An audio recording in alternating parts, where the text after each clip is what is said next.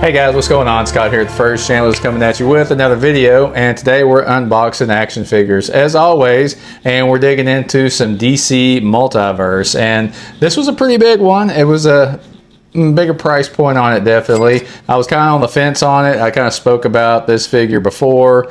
It was the Green Lantern and the Solomon and Grundy 2-pack from DC or McFarlane DC Multiverse. So instead of doing anything else or talking about any nonsense, let's go ahead and check out the packaging.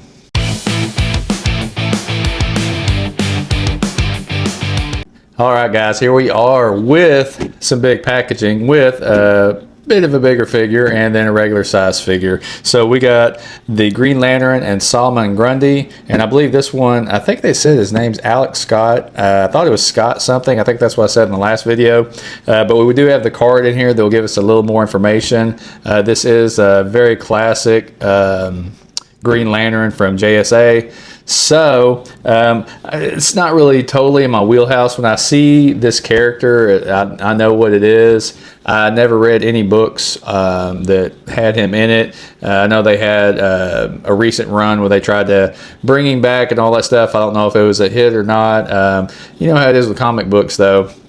It's really hit or miss on if something's really going to sell big. And on top of that, sales for comic books aren't what they used to be. There's just not as many people into them because there's all these other mediums that people can dig into, mainly stuff on the internet, on YouTube and stuff like that. It's like super easy these days to find a YouTube channel that breaks down comic books and stuff like that, and that's easily digestible, and you don't have to spend the money on the comic books. And prices of comic books have gotten a little ridiculous. Because I remember at a time when they'd be like 35 cents, then they went up to 50 cents, might have been 40 cents, and then at some point it got up to $1, and then $1.25, then $1.50, and $1.75. Now they're up to like between $3.99 and $4.99, and some of those even $3.99 prices on some of the books, you just kind of pick it up and you're like, oh, this is it. It's like, and you know, if you start getting into a lot of runs, it gets a little expensive. So. But that being said, I think it was Alex Ross that did some pretty phenomenal artwork for DC, and I think it's Alex Scott. We'll find out his full name once we get the card out. I'm pretty sure that's what it is. If it's wrong, y'all can just put down below, you're stupid, you know nothing, and you shouldn't be talking out your ass when it's whatever. So. But anyways, we got our packaging here. Not a whole lot of info on it. Not a whole lot of goodies in the box either. We got some Green Lantern effects and a Green Lantern and the two figures and what looks like no extra hands. Looks like 2 stands, 2 cards, and that is pretty much it. So price point on this is, ooh, if you know, you know.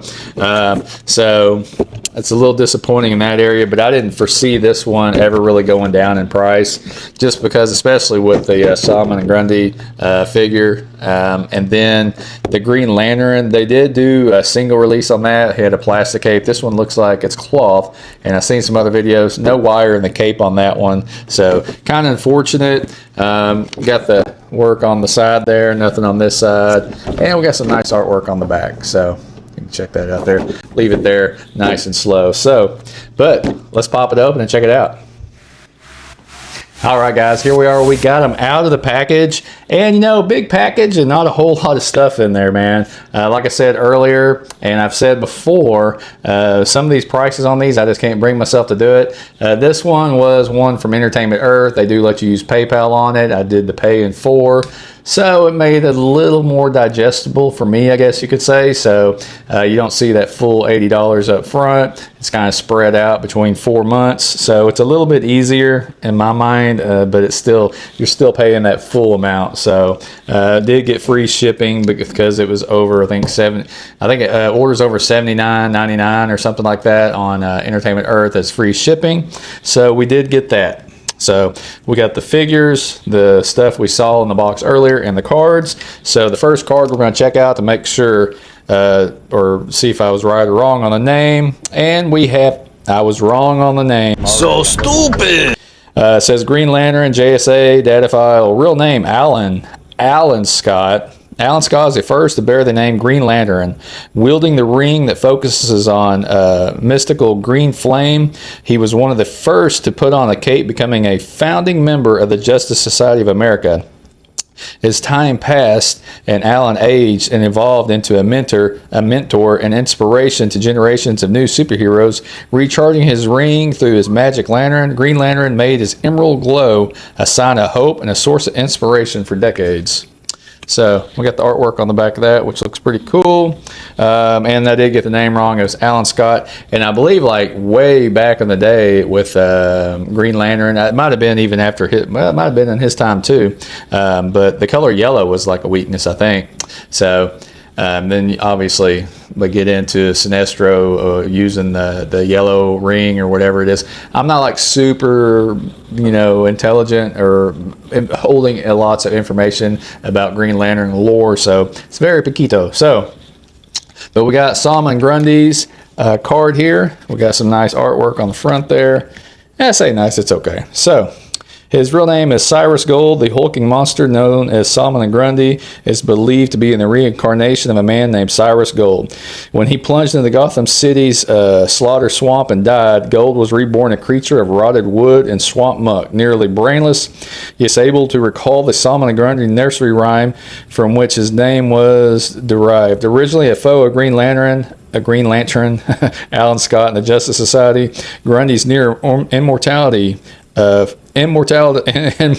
immortal form kept him in his prime for decades. So got a little jumbled up of words there real quick there. You know what I'm saying. You heard me.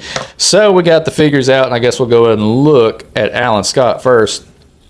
And a little different on the cape. I said that I wanted to see some wire in the cape, and I don't know if this is going to be able to get caught on camera, but this cape is very heavy compared to other ones we've gotten. It's very thick too, very thick material. No wires up top, no extra hands to switch out.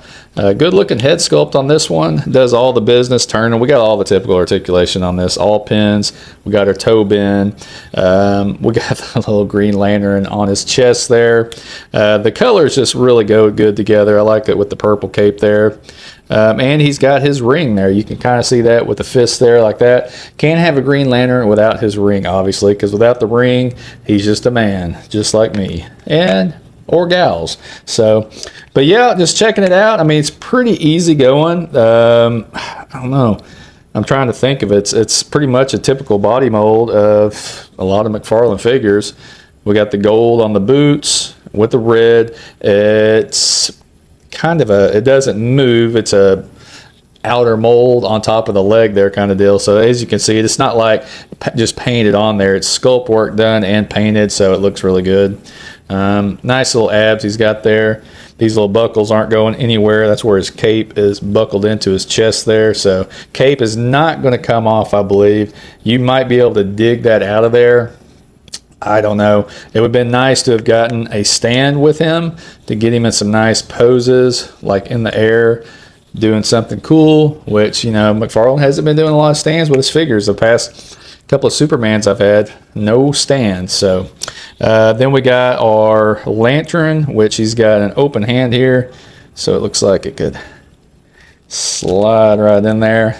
And it does very well. Very nice, easy done there. Then he's got his sword, which is pretty bendy. So kind of that clear color. And it looks like it's going to slide right in there very easily. A little floppy though.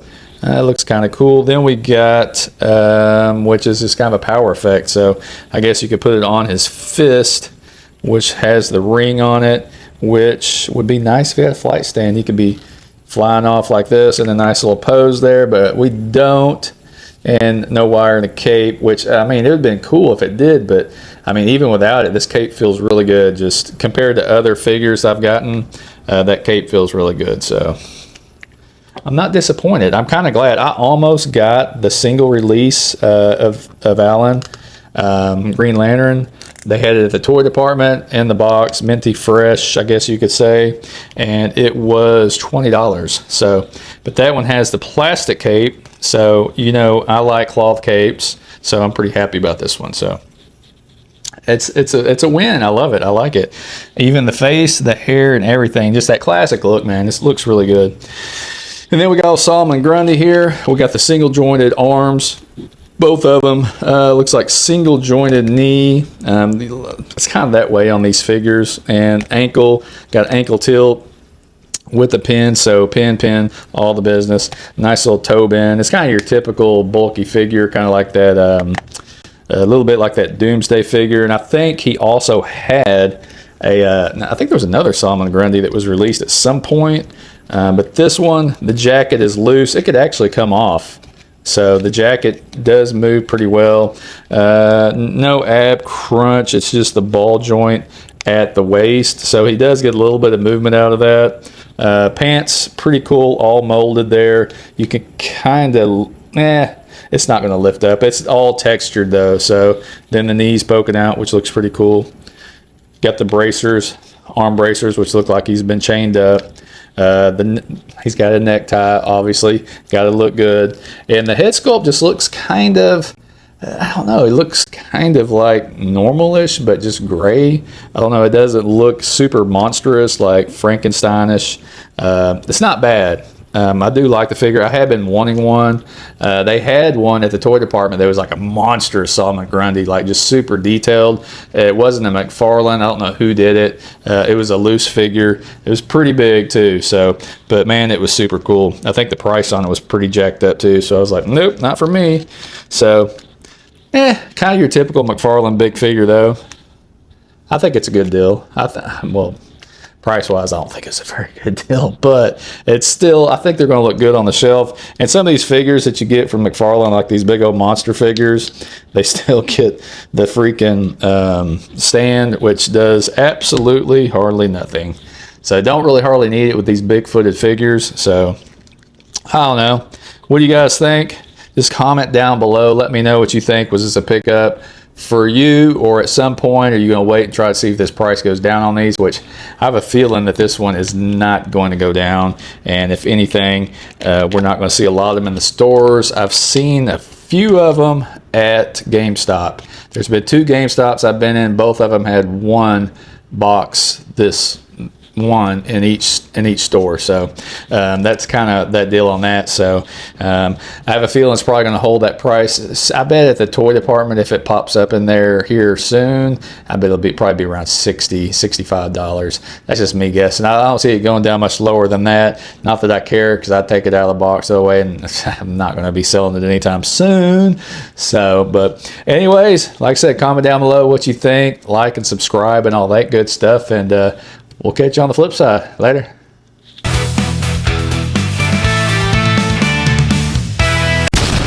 Look at that crazy bastard. He may not be smart, but he has more fun than all of us combined. Yep.